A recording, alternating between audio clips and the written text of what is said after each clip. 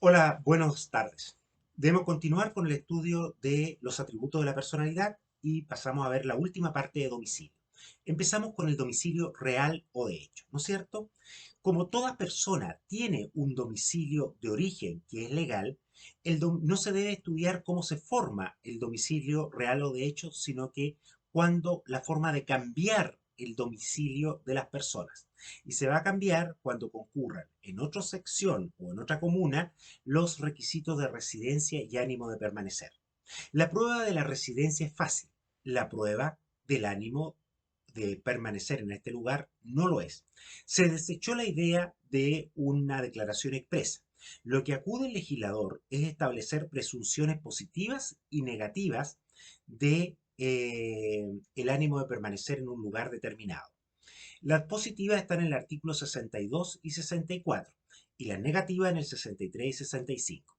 Si ustedes se fijan, las positivas son bien prácticas y concretas. La del artículo 62 incluso viene a establecer que el ánimo, el lugar donde un individuo está de asiento o donde ejerce su profesión u oficio u otras, determina su domicilio civil y vecindad. Es decir, prácticamente la residencia hace presumir el domicilio. Y el artículo 64 establece que se presume luego el ánimo de permanecer y por lo tanto constituir domicilio, el hecho de que un sujeto abra una botica, negocio, cualquier negocio para ser atendido personalmente o acepte un cargo público o u otro cargo de otra naturaleza, pero que sean de carácter permanente, ¿no es cierto? O por otras circunstancias análogas. En cuanto a las presunciones negativas, aquí también se establece que no se presume el ánimo de permanecer, por lo tanto no constituye domicilio civil, un lugar por el hecho solo un individuo de permanecer largo tiempo en él en casa propia o ajena, si tiene en otra parte su hogar doméstico o por otra circunstancia aparece que la residencia es accidental. Y tampoco es porque debe permanecer largo tiempo en algún lugar si conserva en otra parte su familia y el asiento principal de su negocio. Y se pone el ejemplo de cuando una persona es confinada a un lugar por decreto judicial o también es desterrado. En esos casos, no obstante que esté largo tiempo en este lugar confinado dentro del territorio o desterrado fuera del país, conserva su domicilio donde está el lugar, el asiento, estaba el asiento principal de su negocio o su familia. Ahora son presunciones simplemente legales. Respecto a la conservación y abandono del domicilio. Para conservar el domicilio no se requiere que la residencia sea permanente, pero basta simplemente la intención de no cambiarla. Se discute si el abandono de domicilio supone o no un nuevo domicilio. Y determinar si una persona cambió o no de residencia es una cuestión de hecho. En cuanto a la pluralidad de domicilio, nuestro legislador admite esta situación en el artículo 67 del Código Civil. Y es cuando concurren en varias secciones territoriales con respecto a un mismo individuo las circunstancias constitutivas del domicilio civil. Y se supone que los tendrá en todas ellas. No cabe duda de que cuando concurren las circunstancias del domicilio en varias secciones territoriales, se va a considerar que tiene domicilio en todas ellas. Pero la duda es si puede existir pluralidad de domicilios generales o solo domicilios especiales.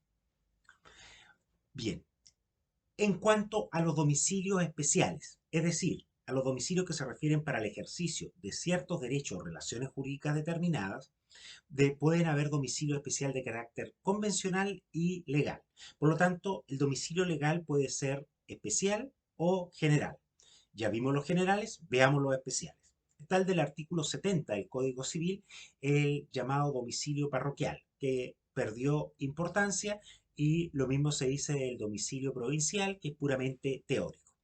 El domicilio de las notificaciones del artículo 48-49 es un domicilio especial establecido para efectos de la notificación en un juicio y está regulado en el Código de Procedimiento Civil. El caso del fiador es otro domicilio legal. La persona que está obligada a otorgar fianza debe dar un fiador domiciliado en el territorio jurisdiccional de la Corte o que elija este domicilio.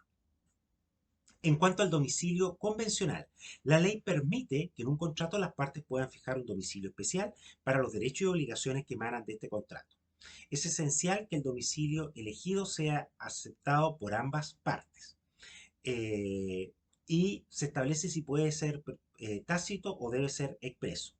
También se indica si basta señalar la comuna o debe indicarse una residencia o una morada determinada. No es necesario que se fije en el mismo contrato y puede ser verbal o escrito. Eh,